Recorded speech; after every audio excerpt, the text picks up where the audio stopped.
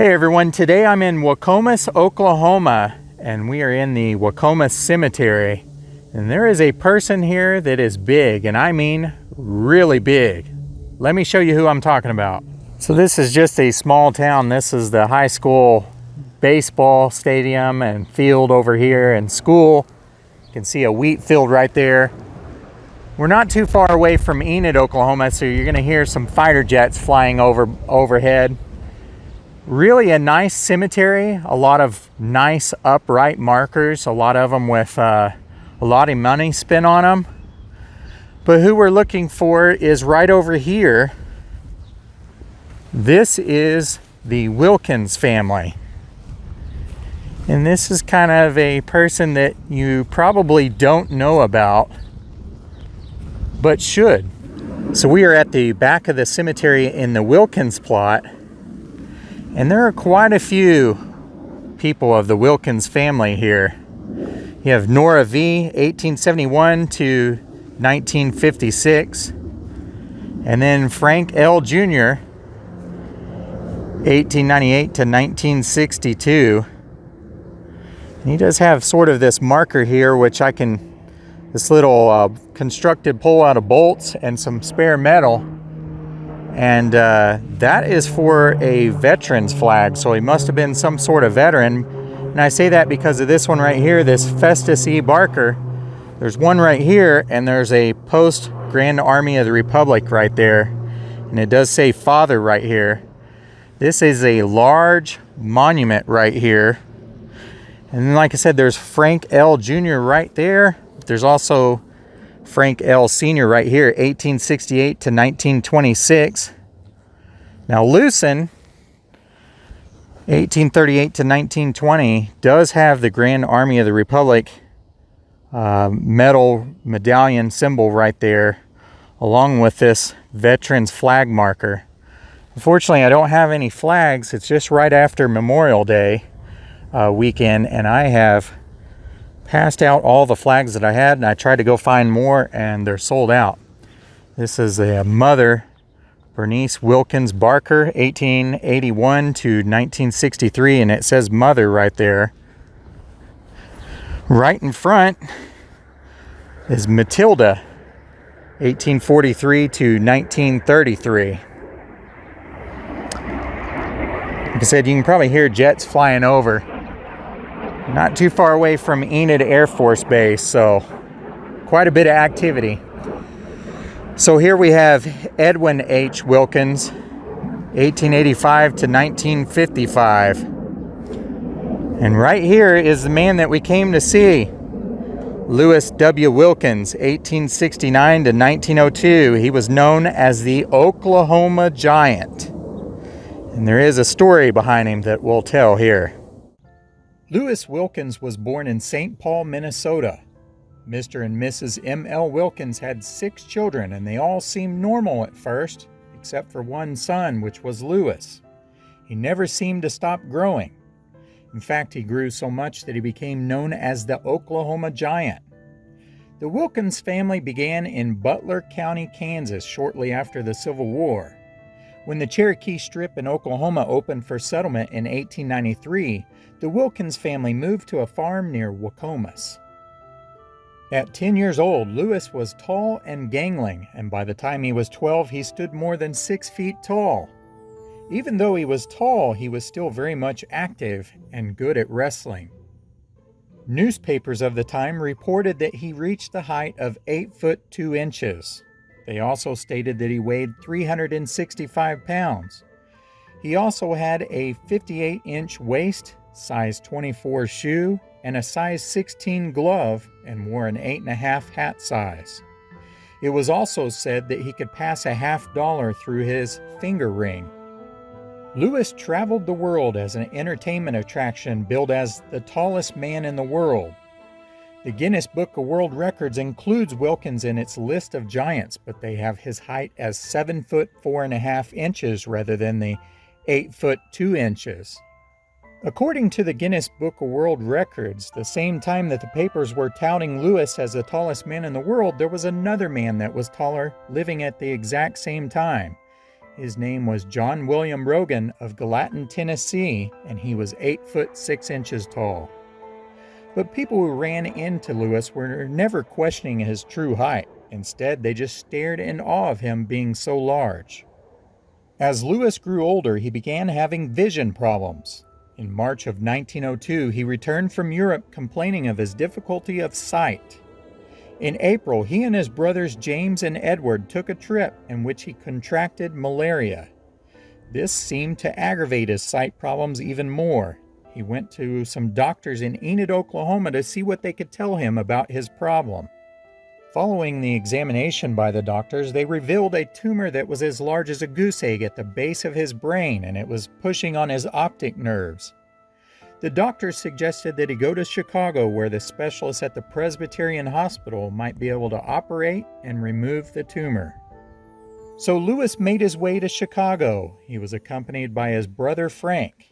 Once there at the hospital, the doctors said such an operation was far too dangerous and it might kill him. A few weeks later, he died anyway, on July 11, 1902, at the Chicago hospital. The father and another brother, Fred, went to Chicago to bring Lewis back home to Wacomas. On July 16, 1902, a crowd estimated at 2,000 people gathered in the yard outside of the Wilkins home for one last look at the Oklahoma giant in his huge casket. The casket was placed in the front room of the quiet farmhouse surrounded by family.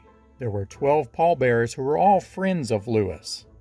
They carried him approximately 50 feet to an oversized temporary grave.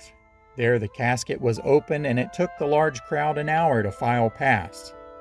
The family wanted to keep the grave near because they feared grave robbers would take the body. You see, they had been offered $25,000 for Lewis, but his mother refused.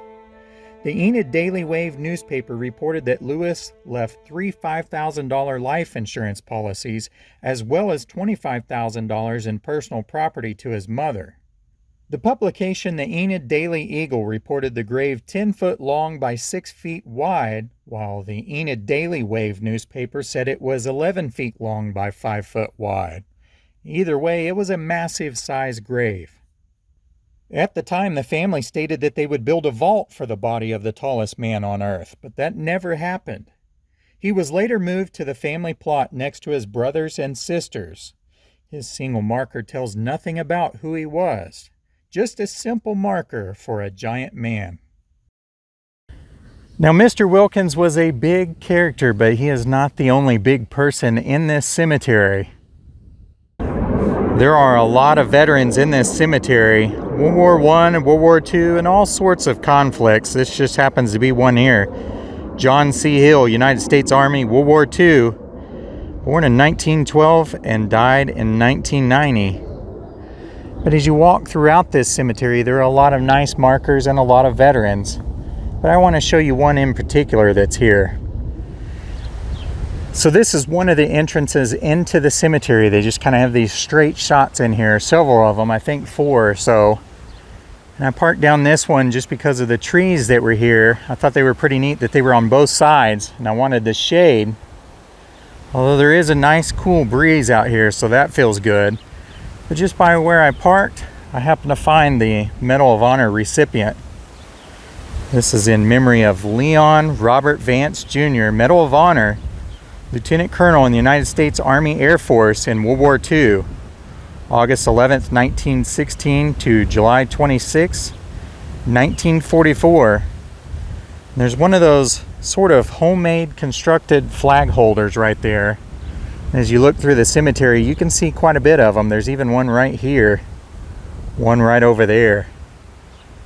Pretty neat that they have that. I haven't seen any flags in them though. Flags that I have seen are just kind of beside the markers on the ground. You can hear the jet flying over. But this is the front part of the Vance family. And this is Leon R. But if you'll notice, the dates are different. February 11th, 1892 to July 5th, 1944. So clearly that's the father right here. But what's sad about it is July 5th, 1944 is right before Leon died on July 26, 1944. This would have been his mother right here, Nell D., March 1st, 1898 to July 21st, 1967. Leon Robert Vance Jr. was a World War II Congressional Medal of Honor recipient.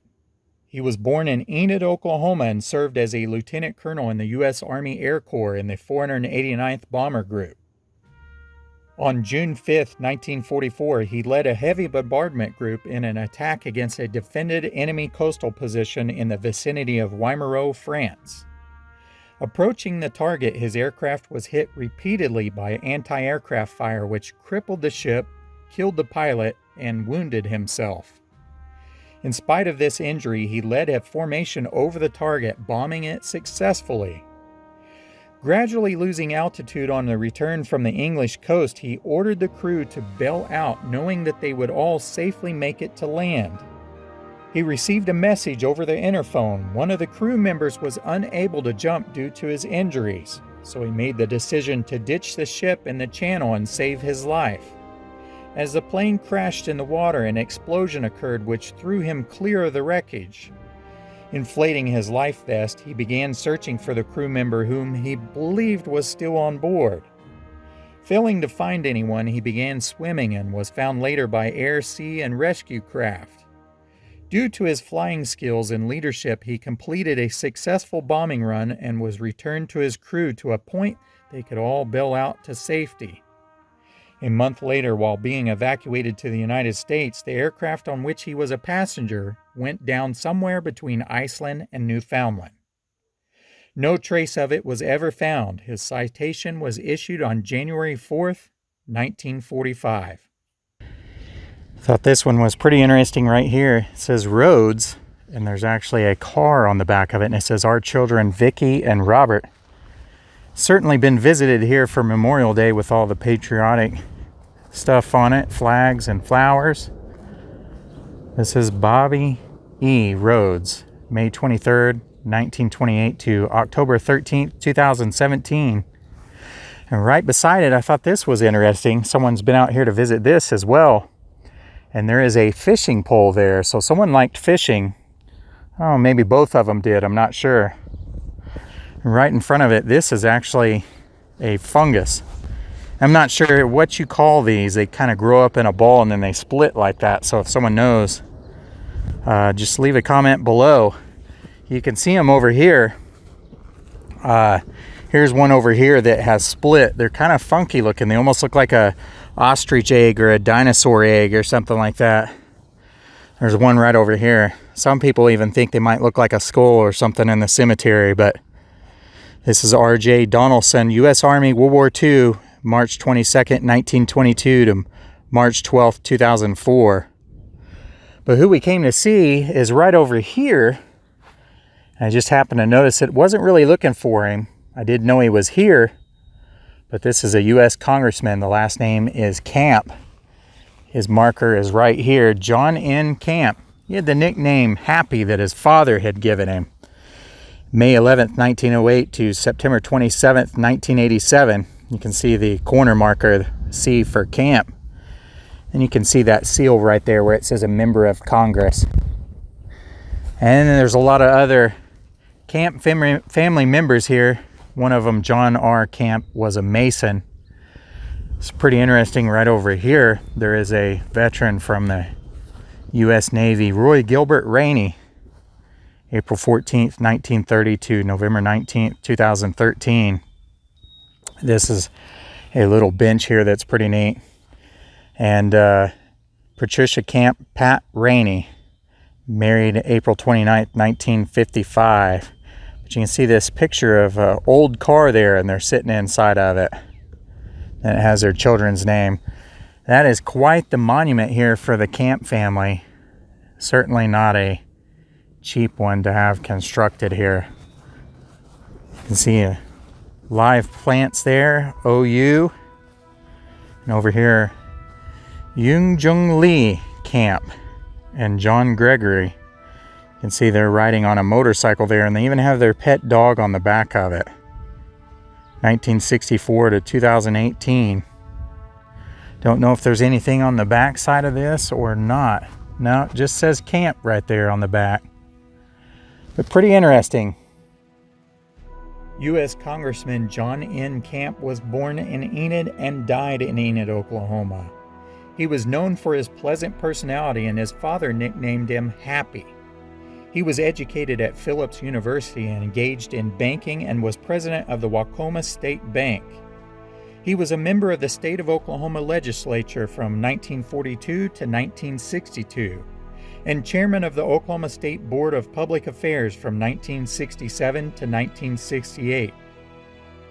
In 1969, he was elected as a Republican to the 91st Congress and to the next two succeeding Congresses. He served until 1975. He died from a heart attack at age 79. So that's going to do it for today's visit at the Waukoma Cemetery. Hope you learned a little bit of something about history and also a veteran that is very honorable and certainly a hero of mine anyways. Thanks for watching. We'll see you guys next time.